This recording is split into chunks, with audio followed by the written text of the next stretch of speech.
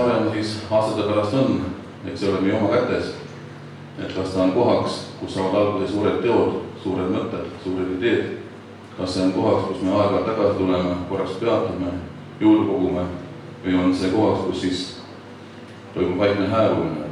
Me ise muidugi usume, et see on kohaks, kus saavad alguse kõige paremad ideed, kõik suuremad mõtted ja teostatakse neid, mida iga unistab. Et teil on süüke saladus ja te pole öelnud teistele, et siin on süüke paradiisisaar. Aga ma ise avastasin, et ja 7 aastat ma reisisin edasi-tagasi, iga puhkus mul oli, siis ma tuli siin. Teised läks Hispaanias või Ameerikas või mingi muu vaht, aga ma läksin siin. Aasta 2000 sügis või suvaeg jooksusin ringi linnas, leidsin endale ühe maja, ostsin ära, läksin tagasi Taani, rendisin tegelikult Eestist rekka, toppisin kõik mööblid, naine ka sisse ja arvuti kõik, mis oli võimalik sisse toppida ja sõitsime siia ja 1. oktoober aasta 2000, siis ma alustasin uus elu siin ja see on kõige parem otsus, mis ma olen kunagi teinud. Ja mul on tarkvarafirma siin, me oleme kokku 9 tublit töötajat peale mind, välja arvatud mind. Ja me tegeleme arvutisüsteemid, suure administratsioonisüsteemid. Meil kahjuks ei ole mitte ühte klient siin Eestis, aga seda te võite ju muududa, et võtta ühendus pärast. Aga üle terve maailm meil on kliendid, kõige suurem partner, mis meil on 80 000 töötajad, et päris suured kliendid. Ja me teeme mida iganes. Et kui mingi arvutilahendus on, me teeme liim, me ühendame arvutisüsteemid. Ja töötajad Conceptformis on põhimõtteliselt inimesed, kes on lahkunud saar. Nad on saarlased, kes läks ära, läks Tallinnas, Tartus, õpitas seal, leidsin perekond, naine, sai lapsed ja siis üks päev tuli see, et kurat, ma ei taha siin elada. Koplis või Lasnamäes või keset linnas. Ma ei taha seda.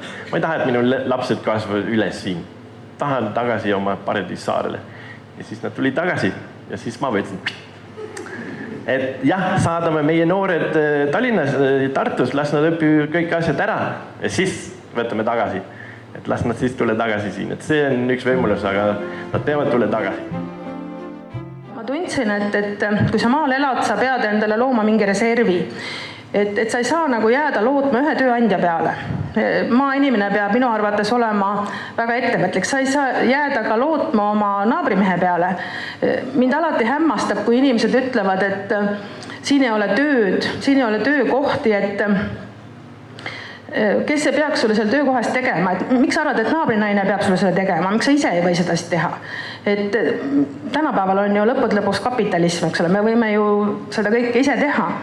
Ja kuna ma muretsesin, et ma pean mingi reservi looma ja ma tundsin ka väga tugevalt, et ma tahan oma kätega ise midagi teha, siis ma käisin 2 nädalat ringi 2013 suvel, mõeldes kahjutundega, et ma ei oska mitte midagi. Peale kirjutamise ja niisama loba ajamise, et ma nagu ei oskagi mitte midagi, et ma ei oska kätega midagi teha ja mul siiralt ei tulnud meelde, et ma oskan õmmelda. Aga õnneks lõpuks veenus. Ja siis ma tegin omale leesilapiga. Asi läks nii rajult käima, et ma pidin tegema otsuse ja paar kuud tagasi siis ütlesin oma lepingu Rootsis üles ja nüüd siis olen tõesti ettevõtja. Nüüd ma olen ainult ettevõtja, et see ei ole ei OÜ-tamine ega miski, ma muudkui toodan nüüd. See ei puuduta nüüd Saaremaad üksi, eks ole, see puudutab üldse kogu elu Eestis ja sellepärast olen mina püüdnud seista selle eest, et kehtestataks maksuerisused, kas siis valdkonniti, aga igal juhul piirkonniti. Ja ma tean, et linnainimesed nurisevad, aga mõelge, kui palju on linnaettevõtjal eeliseid. Tal on kliendid koha peal, tal on hankijad koha peal, tal ei ole nii suured transpordikulud, eks. Tal on võimalusi palju rohkem. Maal oled sa käsist jalust seotud, sa sõltud sellest samast Omnivast näiteks. Ja kui esimese Eesti ajal elas maal 70% inimesi ja linnades 30%, siis täna on see täpselt vastupidine. Nende maksuerisustega me tegelikult saaksime inimesi maale, sest neid, kes niimoodi mõte peas ringi käivad, nagu mina omal ajal käisin, et kas ma julgen selle sammu teha või ma ei julge, kas ma tahan sinna maailma äärele elama minna või ei taha. Uskuge meid, neid inimesi on väga palju, sest et linnas elu on hirmus väsitav ja kui neil oleks natukenegi soodsam elada maal, siis nad siia ka tuleksid. Mida rohkem on maal väikeettevõtjaid, kes tulevad iseendaga toime ja suudavad ka teistele tööd anda, seda jätkusuutlikumad on kogukonnad. Minu meeltes on see, et kui ma kunagi käisin 20 aastat tagasi siin ja oli et läks jaanitulele, et siis see külashoid sõbrad küsis, kus sa olid? Saaremaal jaanitule. Saaremaal jaani, oi, et sul vedas. Käisin siis ise ka ja see järjekord oli ikka pikk, mis pikk ja tagasi tules veel pikem ja siis mõtlesin, kus see väärtus on, et sa näed seda keset saart tuld. Aga teate, see väärtus ikkagi on, et see teekond ongi see väärtus, et see liikumine siia on juba oma ette ja kui sa jõuad siia, et siis uskuge mind, see on ikkagi nagu teistmoodi. Jumala pärast ma oleks hea meel, kui seda püsiühendust ei tuleks. Et ma usun, et see Saaremaa bränd on hoopis teine. Et tal ei ole enam selle teekonna kõla, seda tuult ja seda vett ja viletsust ja seda õnne jõudes kuivastusse, sõites veel ja jõudes siia ilusa looduse juurde. Et see kindlasti see väärtus kaob ja ma absoluutselt kinnitan ja saan sellest aru, et meil on natukene lihtsam müüa, kui ma ei võta ühtegi brändi praegu nimetada, aga asud sa, kus iga, no võin öelda, neist asud sa Jõgeval, sest Jõgeval ei ole ühtegi piimatööstust, võin nimetada. Jõgeval ka ilus koht. Aga valiku poolest on absoluutselt see meie eelis ja ta annab meile hästi suure toe, et me toodame seda piima siin ja me toodame seda brändi siin.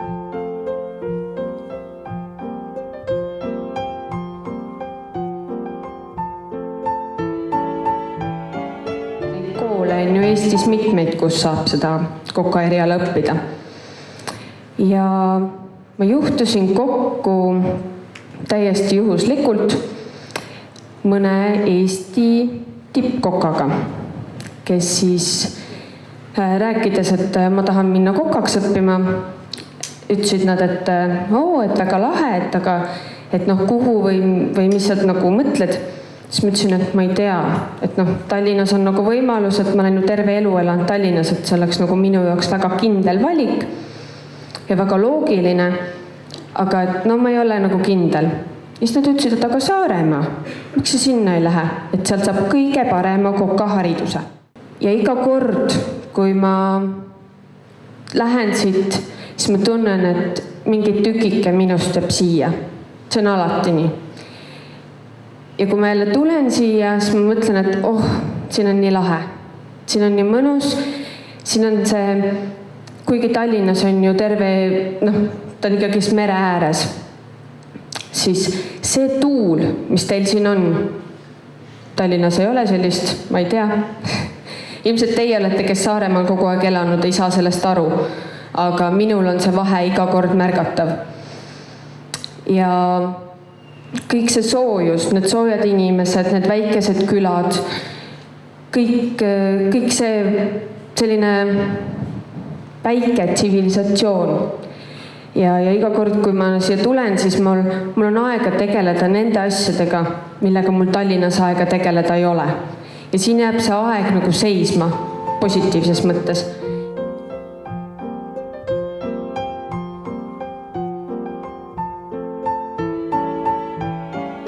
Pööripäev. Mõtlesime, et peaks midagi ette võtma. Ja et Riigisadamas oli minu isa siis hoidnud üsna palju aastaid ühte paati. Ja oli meile kuidagi silma jäänud, et on seal sadamas ju üks pärl, üks vana, mitte nii vana, 90ndate algusest, 80ndate lõpust baarimaja, et võiks sinna auru sisse ajada.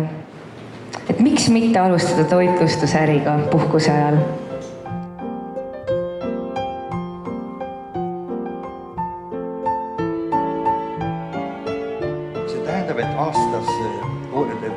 tehakse umbes 7 miljonit autot meie oorrõngastiga. Ja võrdluseks võin öelda, et Euroopas tehakse 10 miljonit autot, et me oleme ütleme suhteliselt anonüümsed, aga meil on, ütleme, meie turupositsioon ei ole mitte täitsa halb. Ja kõik need müüakse Freudenbergi nime all, aga seal kottide peale on ikka pandud Made in Estonia, et see nii täitsa see pole. Ja Merinvest siis töötab täna umbes 320 inimest ja käive on meil, tuleb see aasta umbes 15 miljonit eurot.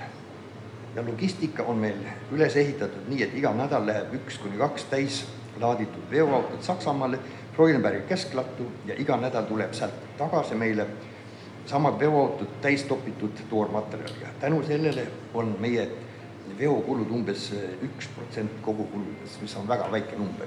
Mis tähendab ka seda, et me oleks võinud olla kus tahes peaaegu, aga nüüd oleme siin. Kui ma nüüd tagasi vaatan ja enda Saaremaal saadud kogemusi võrdlen, küsin enda käest, et mis on need tegurid, mis on võimaldavad mulle ettevõtet üles ehitada. Nagu kui tohiks natuke nalja teha, siis et ega siin Saaremaal ei kasva siin puuvilla põõsaid või kummipuid, aga inimesi on siin ja enne kõige on see nemad, kes on seda võimaldanud neid firmas üles ehitada. Ja minu meelest on saarte inimestel mõned väga hea positiivsed omadused. Ja nad on töökad, lojaalsed, nutikad ja oskavad improviseerida ja on tehnilise taibuga, ei anna alla ja on ka huumorit.